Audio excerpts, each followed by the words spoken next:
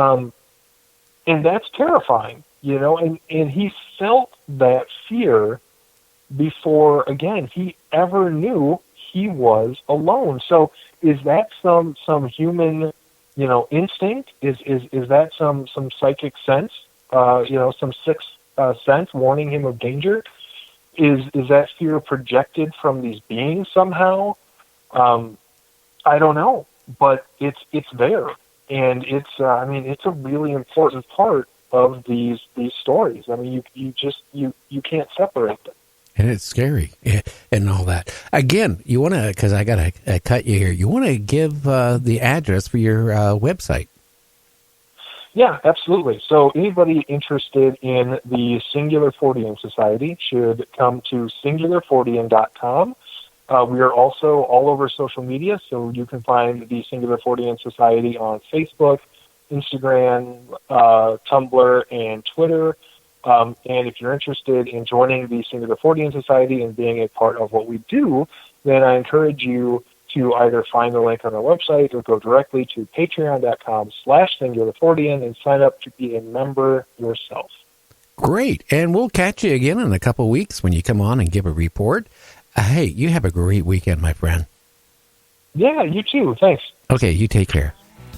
All right. About the land, Afghanistan, where empires go to die.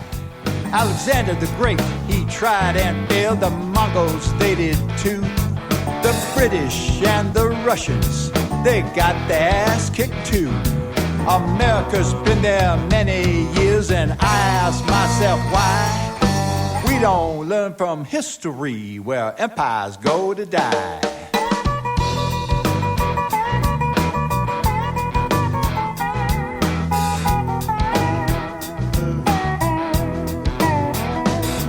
They say it's terrorism, that's political malarkey. Just follow where the money goes to a corporate oligarchy.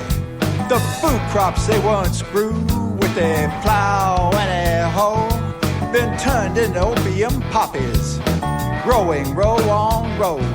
Our infrastructure's crumbling, our social structure too.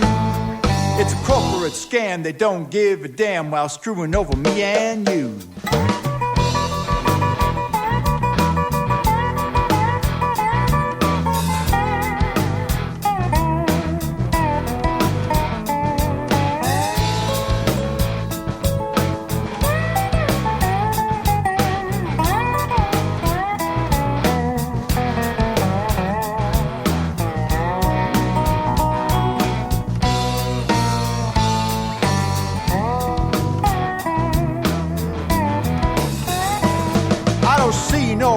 Outrage, I don't hear no public cry about sending young men and women where empires go to die.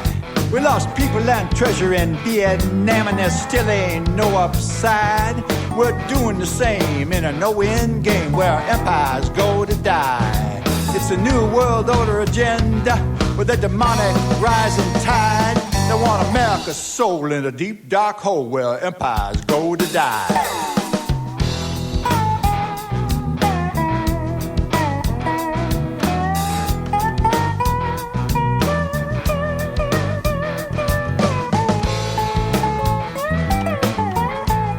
If you would like to hear Night Dreams Talk Radio on your local radio station, let them know. Tell them to check out www.nightdreamstalkradio.com, and thank you. Good evening, or morning, depending on your time zone. From the Pacific to the Atlantic to you worldwide. Get yourself a cup of Java and find a comfy, easy chair. And get ready for Gary and his guest on Night Dreams Talk Radio After Dark. And now, here's Gary. Yeah, I got to get a golf club. That just reminds me of Johnny Carson every time. Ed McMahon, here's Johnny. What can or the one of who's that actor that played in one who flew over the cuckoo's nest? Jack. Yeah, Jack. Yeah, he had the tendency of saying that in that movie. Yeah, once he stuck his head in the door with an axe. Yeah, Yeah. he really kind of, he played that part really good. His facial expression was just awesome on that one. But could you imagine, though, you're in your truck, you come up to your, house, and you see some creature just staring at you with eyes, just staring at you. I mean, I'd be so freaked out, I would shove that sucker in reverse and be out of there. Imagine, you pull up to your house and it's sitting on your roof, 7 foot tall. It looks like the creature from that one movie, Keeper's Creature. Yeah. You would put it in reverse real quick and do a Rockford Files out of there. I know you would. Yeah, and find a sheet to get under. Yeah, do a 360, and just be gone. Or maybe I'd stick it in drive and take out my frustration from the day's work and just run over the creature. Then find out it was my wife in a costume. That would not be very good. Yeah, that's what it would be. It'd be your wife. She'd be like, "Aha, I got you now, buddy." Yeah. Cryptids, though. I mean, can you imagine, like running into a Mothman or all these other cryptids that people, skunk monkey, or all these other things? You run into one. I mean, how would the average person respond? Because it's, the average person doesn't believe in that stuff. So if they run into it, emotionally, it can really mess you up for the rest of your life. It would. Plus, you're probably going to have some post-traumatic stress because, a lot of people, like you just said, they don't believe in this stuff or they never have come across it or encountered it. And when you see it the first time, it will stop you in your tracks. I'm telling you, I've seen some stuff that is, I wouldn't wish anybody to see. It will give you nightmares if you really dwell on it, for sure. Are you talking about the time you were on your stomach and you saw that group of people going around the fire? That was just one of many.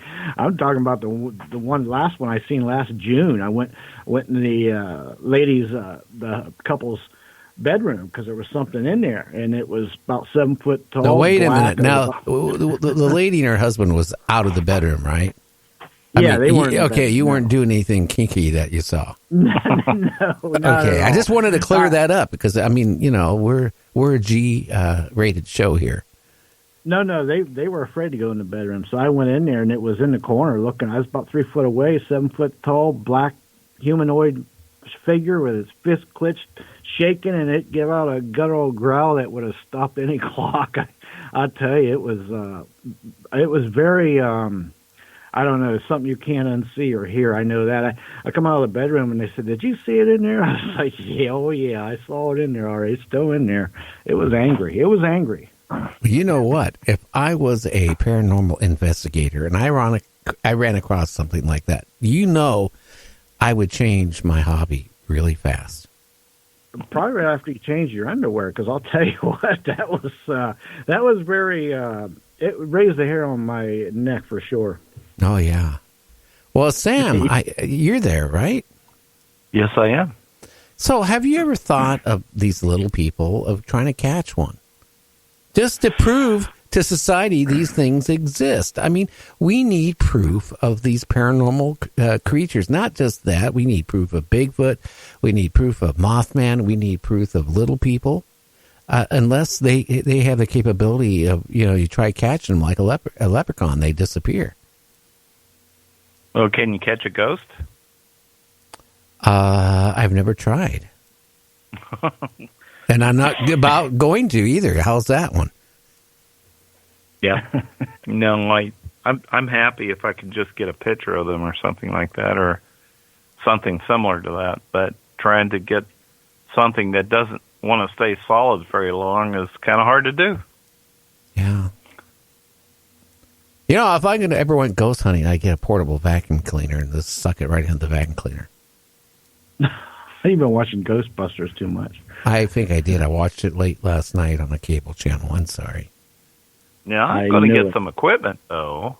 Maybe James knows about this, like the spirit radio, or I believe it's called, or the electromagnetic meter, things like that, kind of detect the paranormal as well, because they can be quite effective. Oh, they can be. But you know what? I would have in my paranormal kit fly paper. Good Lord, tell us why, Gary. Why? Yep. Yeah. Well, because you go in the room, right? And then, one of these entities would step on the flypaper. So when they bent over to take the flypaper off their foot or shoe or whatever they're wearing, right, you hit them over the head, put them in a duffel bag, and you go to the local police department and say, hey, this was what I found in my bedroom. And then when you open up the bag, you find it's the next door neighbor. I don't know. Oh, boy. Yeah, I could just see you going into the police station with a shop vac saying, yep, I just swept up these ghosts. Can you dispose of them for me? They'd be like, yeah, we're going to send you away for about 3 days. Yeah, we're going to send you to Happy Holidays. Yeah. That's what they're going to do to you. Yeah, I don't know. But seriously, you think a vacuum cleaner would work? Well, it works on Ghostbusters. Yeah, it works on Ghostbusters. If it works on Ghostbusters, it should work. I mean, it's a proven science. It worked there. We had, the original Ghostbusters, and then we had the flop with the women Ghostbusters. Now they're all coming to the original cast. The guys are coming back with another Ghostbusters because they realized the women one flopped. Everybody wanted to see the original people. Come on. I'm going to see that one. Well, one of them's not even with us anymore. Maybe he's going to be a ghost or something, but he's not with us. I know that. All of them. Yeah, well, you can't have everything. Nope, I guess not. I'll find somebody to replace him, though. I don't know. Yeah, I'm looking forward to it. Yeah, I mean, can you imagine, a person that's not used to seeing anything strange, seeing a Mothman or they wake up in their bedroom and they see a shadow man, or you see, a black-eyed children or something, which, it's all been movies made about, and you don't really expect it to be real. And then when you see something like that, I think you would suffer like you wouldn't believe. You talk about TSD. I think you're going to have it way worse than that. I mean, it would really, everything you read in the Bible, it'd throw it out. I think a lot of people would just simply replace it or deny it with something else. I mean, I've had many instances where people said, well, what probably was a Bigfoot, they will say, well, it's a bear, because they don't have no point of reference in knowing what they saw. So they're going to match it up to the closest thing that they are familiar with. And that's true with anything, actually. So I think about the experience of the Indians, I guess it was the ones of the Incas or the Mayans, when the Spaniards finally came on ships on the ocean. When they looked out in the ocean, they couldn't see it because they had no point of reference in knowing what a ship looked like. So it's the same concept, I think, when people, it's just a mechanism to keep them from going crazy, I think. Well, do you actually believe, both of you guys, do you believe there is cryptids like Mothman, Slender Man, and all these other creatures going around? I mean, Loch Ness Monster, which they now are saying it's an eel. But, I mean, do you believe that any of these things really could exist in our society? I mean, I don't know. I mean, Bigfoot is one thing, but when, like Mothman, I mean, how would they have developed, and where would they come from, and what's their purpose? Why would they are they here just to scare people? Because there's no reports of Mothman other than killing dogs, because there has been reports of that. They have never really attacked and hurt humans, unless I'm wrong. Am I? No, as far as I know a person. Oh, I'm sorry, James. Go ahead. I haven't experienced. I was just going to say, go ahead. Not as far as I know, I've never heard of any reports where they've hurt anybody. I think, in my opinion, from everything I've looked at and researched, I think Mothmans are more like an interdimensional being, and I think they just come to observe sometimes, because I think they might know when there's going to be disasters. Maybe they just come observe it, so they get socialized with those. And Bigfoot, I don't know. I might have seen one time a long time ago. I don't know if it wasn't a Bigfoot. It was a 7-foot huge 500-pound man in the middle of nowhere in the middle of a field at midnight during an electrical storm. But that, I don't know, that a lot of things I haven't seen, but I don't